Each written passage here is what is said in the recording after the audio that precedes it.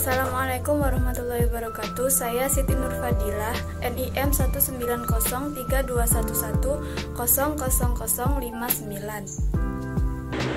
Assalamualaikum warahmatullahi wabarakatuh. Perkenalkan, saya Nurfida Dewi Agustina, NIM 19032110062. Perkenalkan, nama saya Weni Eka Wahyu Maulidia, NIM 190321100065.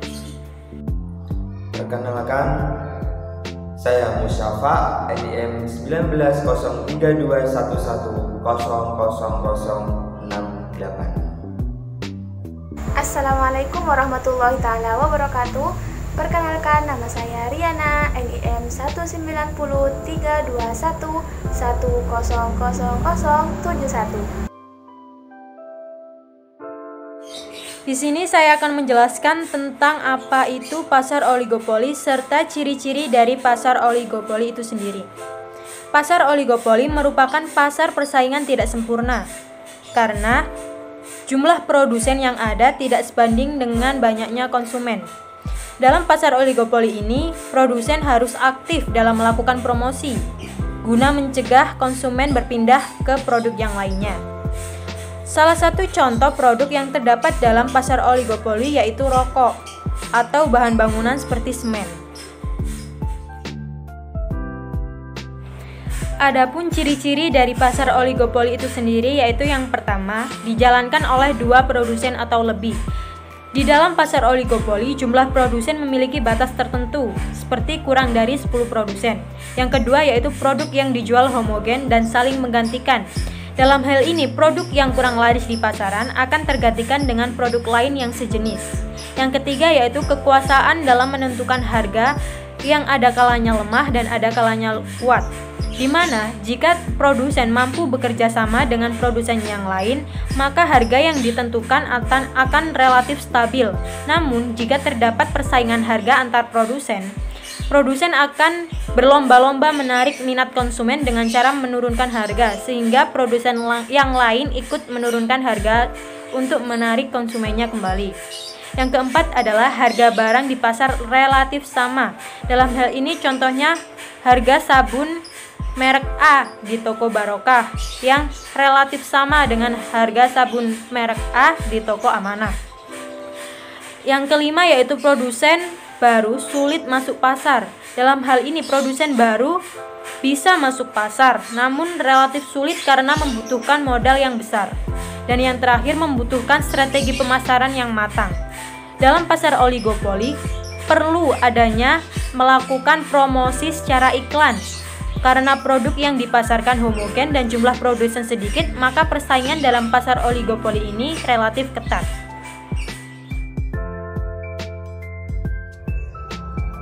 Bagaimana sih bentuk kurva permintaan dalam pasar oligopoli? Bentuk kurva permintaan dalam pasar oligopoli berbentuk terpatah atau bengkok, seperti yang dijelaskan pada kurva berikut. Pada kurva D1 itu menjelaskan ketika perusahaan lain belum melakukan perubahan harga, walaupun perusahaan pertama melakukan perubahan harga. Sedangkan pada D2 itu menjelaskan ketika suatu perusahaan dalam pasar oligopoli melakukan perubahan harga yang diikuti oleh langkah yang sama dengan perusahaan lain.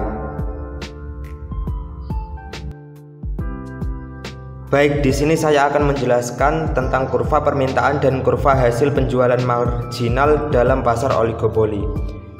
Yang pertama yaitu kurva permintaan D1 Itu terjadi ketika perusahaan lain dalam pasar oligopoli tidak melakukan perubahan harga, walaupun perusahaan pertama melakukan perubahan harga. Kemudian kurva permintaan D2 itu terjadi ketika suatu perusahaan dalam pasar oligopoli melakukan perubahan harga yang diikuti oleh langkah yang sama dengan perusahaan yang lain. Seperti suatu misal pada titik A. Memiliki harga yang sama dengan D1 yaitu P4, walaupun jumlah barang yang diminta itu berbeda, di mana pada kurva D1 E D1 sebanyak Q1 dan di kurva D2 E D2 sebanyak Q2.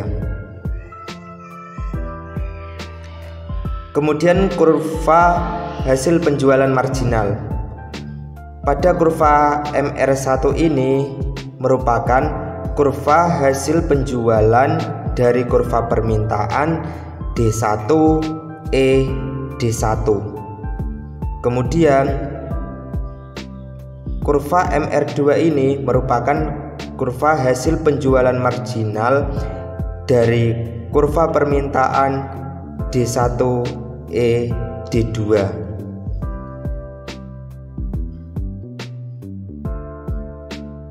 Jadi, ketika suatu perusahaan melakukan perubahan harga, maka akan diikuti dengan langkah yang sama dengan perusahaan yang lain. Jika dimisalkan suatu perusahaan menaikkan suatu harga barang, maka perusahaan lain pun juga ikut menaikkan suatu harga barang. Begitu juga sebaliknya.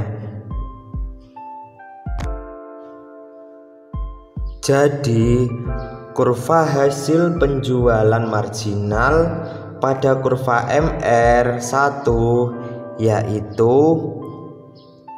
dari titik B ini ditarik ke atas sampai ke D1.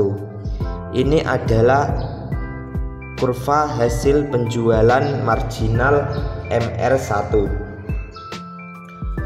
Sedangkan kurva hasil penjualan marginal MR2 yaitu dari titik C ini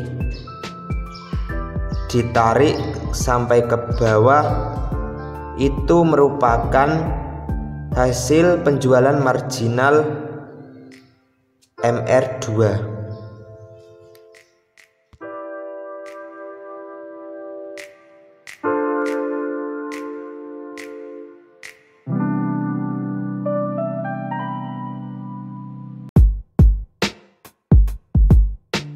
Di sini saya akan sedikit menjelaskan tentang keuntungan maksimum di pasar oligopoli. Nah, untuk kurvanya berbentuk seperti ini. Nah, garis vertikal ini merupakan harga, dan untuk garis horizontal berbentuk output yang dihasilkan. Nah, semisal harga yang ditawarkan itu sebesar P0 dan jumlah barang yang ditawarkan sebesar Q0. Lalu kita tarik.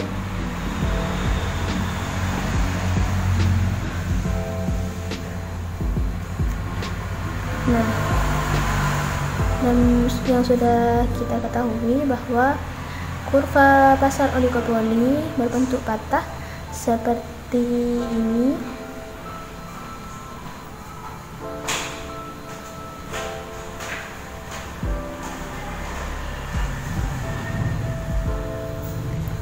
Dan untuk kurva marginalnya seperti ini.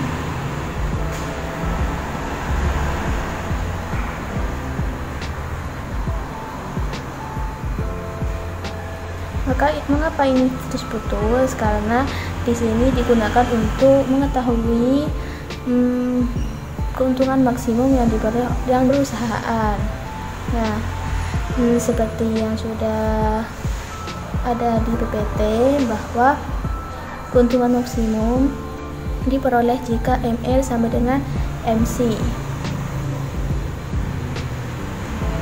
Dan barang yang diproduksi sebesar Q0 dan jumlah harganya sebesar P0. Lalu bagaimana jika terjadi perubahan terhadap biaya produksi?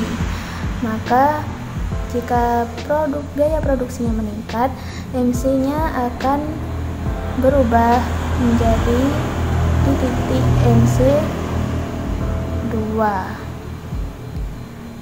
Namun, meskipun biaya produksi berubah, keuntungan yang diperoleh perusahaan juga masih tetap karena masih berada di area kurva ML dan jumlah barang dan harga masih di titik P0 dan Q0.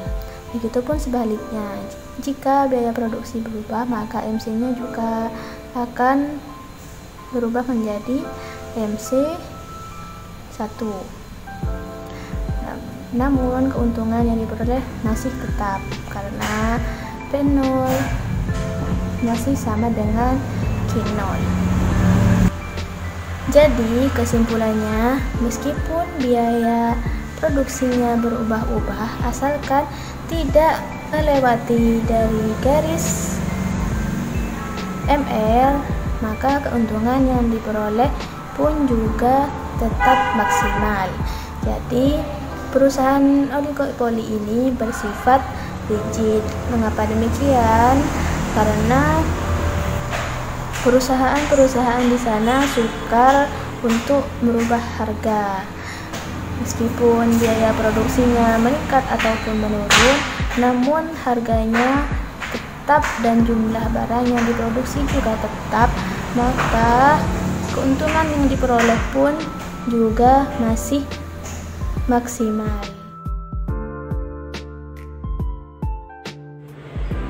Di sini saya akan menjelaskan tentang hambatan-hambatan untuk memasuki pasar oligopoli. Hambatan yang pertama adalah skala ekonomi.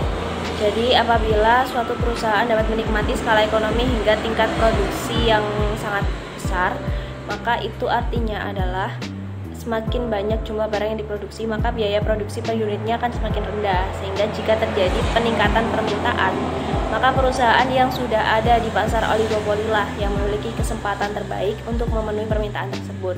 Sehingga jumlah produksinya akan meningkat, dan dalam waktu yang bersamaan itu bisa menekan biaya produksi.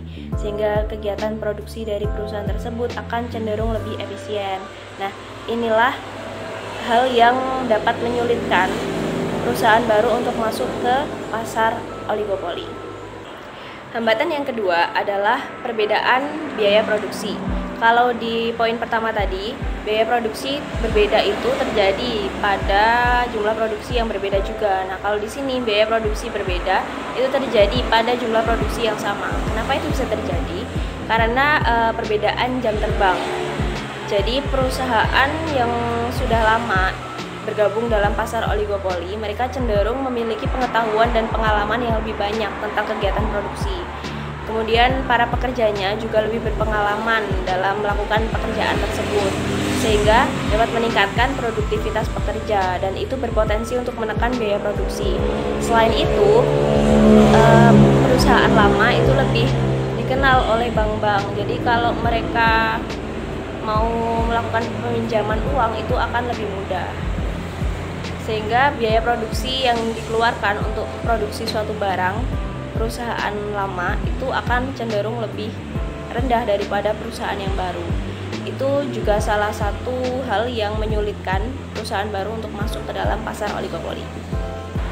Hambatan yang ketiga adalah keistimewaan hasil produksi. Jadi perusahaan lama itu memiliki keistimewaan hasil produksi yang dapat menghambat perusahaan baru untuk masuk ke pasar oligopoli. Apa saja keistimewaannya? Yang pertama, barang yang sudah sangat terkenal. Jadi barang yang dihasilkan oleh perusahaan lama itu sudah sangat dikenal dan mendapat kepercayaan dari konsumen, sehingga kalau ada barang baru pun konsumen akan tetap setia dengan barang-barang yang dihasilkan oleh perusahaan lama. Kemudian yang kedua, keistimewaannya adalah barang tersebut sangat rumit, entah itu komponen yang sulit didapat atau mungkin perakitan yang sangat rumit, sehingga perusahaan baru itu sulit untuk masuk ke pasar oligopoli. Kemudian keistimewaan yang ketiga adalah memproduksikan berbagai barang sejenis.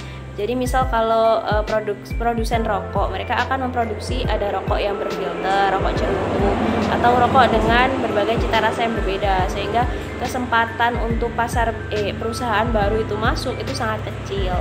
Jadi itu adalah berbagai hambatan yang menyulitkan perusahaan baru untuk masuk ke pasar oligopoli.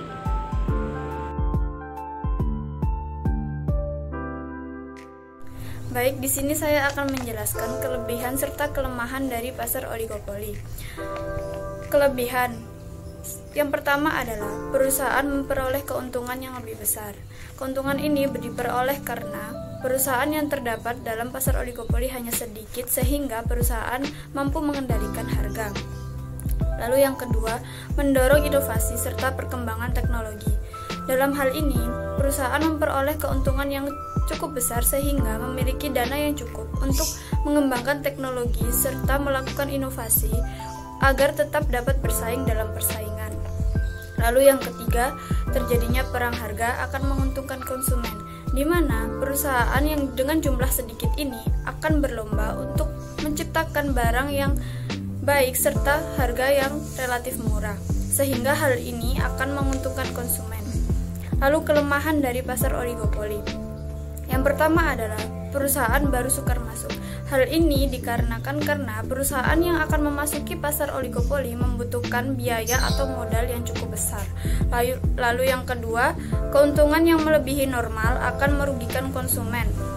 Dengan jumlah penjual yang sangat sedikit ini akan memicu terjadinya perang harga, di mana perang harga akan merugikan perusahaan, sehingga akan terjadi persaingan yang ketat antar perusahaan. Untuk meminimalisir persaingan yang ketat tersebut, perusahaan dalam pasar oligopoli ini menjalin kerjasama serta persepakatan untuk mendapatkan keuntungan yang lebih besar, di mana keuntungan yang lebih besar ini mengakibatkan harga suatu barang akan menjadi lebih tinggi. Hal ini akan merugikan konsumen. Sekian dari saya, terima kasih.